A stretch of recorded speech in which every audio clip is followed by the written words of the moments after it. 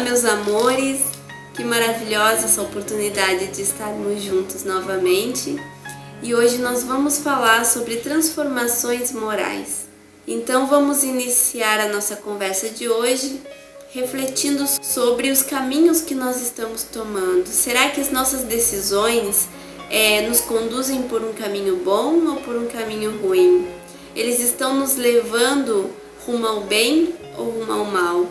De que forma que a gente se posiciona em relação às pessoas que convivem conosco e em relação a todos os desafios diários que nós enfrentamos, né, com as dificuldades dos nossos dias, com doenças, com sofrimentos, com dores, como que é o nosso comportamento em relação ao nosso cotidiano. E é com essa reflexão que a gente inicia os estudos de hoje. Bom, como eu já havia mencionado no vídeo anterior, moral é todo aquele valor que nós carregamos intrínseco no nosso espírito. Então, todos os valores que nos inclinam a realizar o bem ou realizar o mal são considerados os nossos valores morais. Allan Kardec, no Livro dos Espíritos, ele faz o seguinte questionamento aos irmãos da espiritualidade: como se pode distinguir o bem e o mal? E os espíritos, eles são muito claros quando eles nos dizem que o bem será tudo aquilo que estiver em conformidade com as leis de Deus, e o mal será tudo aquilo que nos afaste dela. E eles também nos esclarecem que nós temos, sim, todos os meios necessários para distinguir o bem do mal. Basta que a gente creia em Deus e que a gente saiba ou queira procurar esses esclarecimentos em relação ao bem e ao mal. E Allan Kardec traz essa questão das nossas imperfeições e coloca que nós, como seres imperfeitos, podemos realizar muitas coisas erradas acreditando estarmos certos. Como lidar com isso? Como solucionar essa problemática? Os espíritos nos trazem uma resposta muito sábia que foi ensinada lá há 2000 anos atrás pelo nosso querido Mestre Jesus, que diz que é para nós fazermos aos outros aquilo que nós gostaríamos que fizessem para nós. Viu só que interessante? Isso aí a gente tem que levar para a vida, porque tudo que a gente fizer para o outro, se nós pensarmos, nossa, ia ser legal que isso acontecesse comigo? Será que isso ia me magoar? Será que a resposta que eu dei foi muito grossa, foi muito estúpida? Eu gostaria que me respondessem dessa forma? Como eu me sentiria se a pessoa me tratasse como eu estou tratando ela? Se a gente se questionasse, refletisse sobre essa questão dessa forma, as nossas atitudes se tornariam muito mais brandas, elas se tornariam muito melhores em relação às outras pessoas. Quantas portas e quantos corações se abririam de encontro ao nosso se nós aprendêssemos a amar com essa sabedoria? Aí quando a gente fala nessa questão de amor, que quando a gente se coloca no lugar do outro e se questiona qual a melhor forma de falar, qual a melhor forma de se comportar para que as outras pessoas não se magoem, para que as outras pessoas não saiam feridas, a gente deve também se questionar o que a gente está fazendo para a gente de prejudicial para nós. Nós também podemos trabalhar a solidariedade e a reciprocidade com nós mesmos, ou seja, vamos dar um pouquinho de atenção para nós, vamos cuidar do que nós somos, para que a gente possa, por onde passar, transmitir luz. Todos nós erramos, somos imperfeitos, é por isso que estamos aqui, porque nós temos essa necessidade de transformação. E por conta dessa necessidade, nós precisamos passar por momentos de provas, por momentos de expiações, E a forma como nós vamos nos comportar durante esse momento é que trarão todas as consequências para a nossa vida, melhorando ela ou não. que a gente pode ter um cuidado um pouquinho mais delicado sobre os nossos hábitos, sobre a nossa forma de conduzir a nossa vida, o nosso corpo, o nosso pensamento, o nosso espírito. Como que nós estamos alimentando o nosso espírito? Nós estamos alimentando com pensamentos edificantes? Nós estamos cuidando da nossa alimentação da forma adequada? Nós estamos mantendo tudo aquilo que o nosso organismo precisa para sobreviver, ou a gente está abusando dos excessos, né, que esses prazeres ilusórios que a vida material nos oferece? É algo a se refletir. Quando Allan Kardec coloca essa questão no Livro dos Espíritos, esses irmãos eles já nos respondem que Deus nos dá na medida certa tudo aquilo que nós precisamos.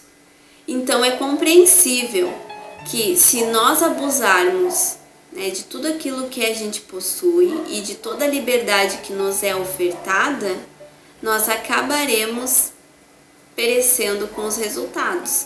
A gente pode acabar adquirindo doenças por conta do excesso, né, por conta das vicissitudes, por conta do apego material. Nós podemos acabar nos perdendo nas nossas imperfeições e não compreendendo essa necessidade de transformação, alimentando o ego, alimentando a vaidade, alimentando a teimosia, o orgulho e soterrando todas as virtudes que já existem dentro de nós, mas que as nossas imperfeições não permitem que elas aflorem, porque a gente não se dá o trabalho de perceber essas imperfeições e ir transformando elas, ou abrindo o caminho para que as nossas virtudes possam tomar um passo à frente a essas imperfeições.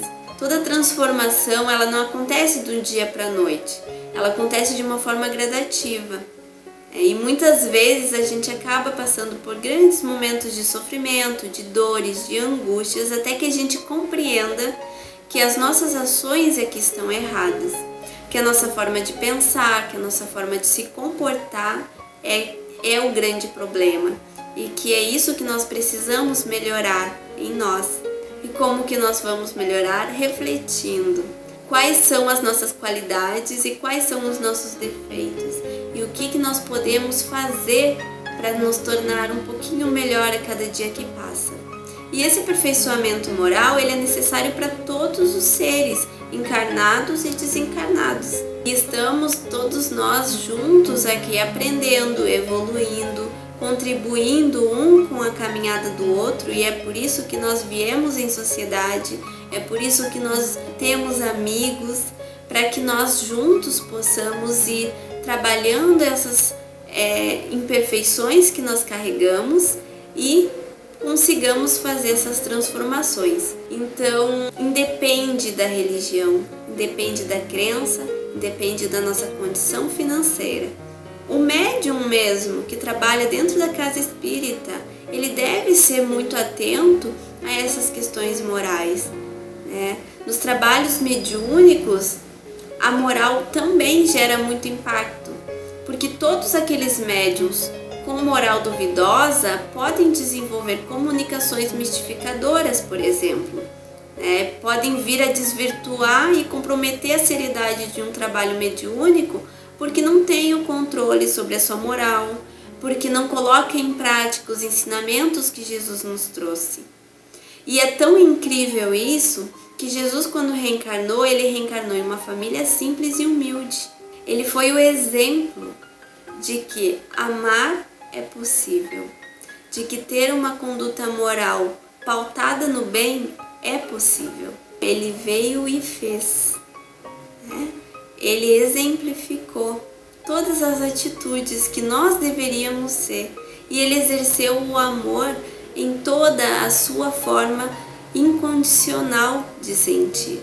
E isso é maravilhoso, porque nós deveríamos aprender de acordo com os passos do Mestre. E muitas vezes nós acabamos nos desvirtuando dessa caminhada por conta dessas imperfeições que nós carregamos.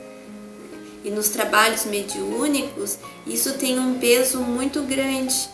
E nessa questão moral, tanto dos médiuns como de qualquer outra pessoa. Mas falando mais especificamente para aquelas pessoas que estão iniciando um trabalho mediúnico, os espíritos mesmos, no livro dos médiuns, eles nos trazem que é essencial que a gente não peça ao espiritismo além do que ele pode nos dar, porque a proposta é o nosso melhoramento moral, né? É promover esse aperfeiçoamento moral da sociedade. Então, para que a gente consiga desenvolver um trabalho verdadeiro, sério, pautado nas leis divinas, nós devemos nos comprometer com esse trabalho. E o comprometimento, ele se inicia na prática, uma prática responsável, uma prática consciente, racional, onde eu possa ser exemplo daquilo que eu estou falando. Isso é ter moral, isso é estar sendo conduzido pelo amor de Deus. E essa questão da moral, ela está muito relacionada com as nossas intenções, né? Porque quando a gente tem a intenção de fazer um trabalho direito, algo voltado nesse compromisso que a gente assume mesmo quando entra para determinada religião, ou quando a gente resolve desenvolver a nossa fé, seja ela qual for e de qual forma nós consideremos a melhor para o nosso estágio evolutivo, a intenção, ela conta muito. Então é importante que nós tenhamos uma intenção boa para tudo aquilo que a gente vai fazer, que a gente consiga se conectar aos nossos mentores, aos nossos orientadores espirituais, aos nossos anjos da guarda, enfim, são tantas nomenclaturas, né? Mas que nós possamos nos conectar a essa energia superior que nos envolve, para que nós tenhamos uma conduta correta. Mas também aprendemos demais quando nós erramos. E isso é importante que a gente carregue conosco, né? Cada aprendizado que nós vamos adquirindo no decorrer da nossa existência. E a nossa intenção, ela deve ser sempre muito boa, né? Para que os resultados também sejam bons, mesmo a gente sofrendo com algumas consequências de coisas inesperadas que não desejávamos que fosse dessa ou daquela forma. O importante é que a gente consiga se posicionar com uma boa intenção, para que as coisas fluam naturalmente e para que a gente consiga interpretar todas as respostas que nós recebemos, tanto da espiritualidade como das nossas relações interpessoais. Porque as pessoas que estão na nossa volta, elas também nos trazem muitas respostas. Através das atitudes delas, através da forma como elas nos respondem, né? Da forma como elas nos tratam. Quer dizer, que é também um reflexo, né, do que nós estamos oferecendo a elas. Então a gente pode ter esse olhar mais delicado, mais sensível e procurar fazer diferente. E nós temos riquíssimas orientações da espiritualidade que nos auxiliam nesse processo de transformação quando nós nos propomos que seja dessa forma. Chico Xavier, junto do espírito de André Luiz, psicografa, trazendo para nós como uma cartilha de conduta moral, né, que contribui de uma forma muito significativa para a nossa convivência com aquelas pessoas que estão à nossa volta, os nossos colegas de trabalho, os nossos amigos e mesmo aquelas pessoas complicadas que nós cruzamos no dia a dia. O nome desse livro é Sinal Verde e Chico, junto com André Luiz, eles nos trazem de uma forma muito riquíssima esse conceito de moral e de que forma nós poderíamos ser atuantes promovendo o convívio saudável junto daqueles que nos cercam. Para finalizar o nosso vídeo, que nós possamos realizar todas aquelas transformações necessárias para que as virtudes que estão lá no nosso íntimo possam florescer e iluminar não só a nossa alma, mas tudo aquilo que nos cerca. Um beijinho em todos os corações e até os próximos vídeos.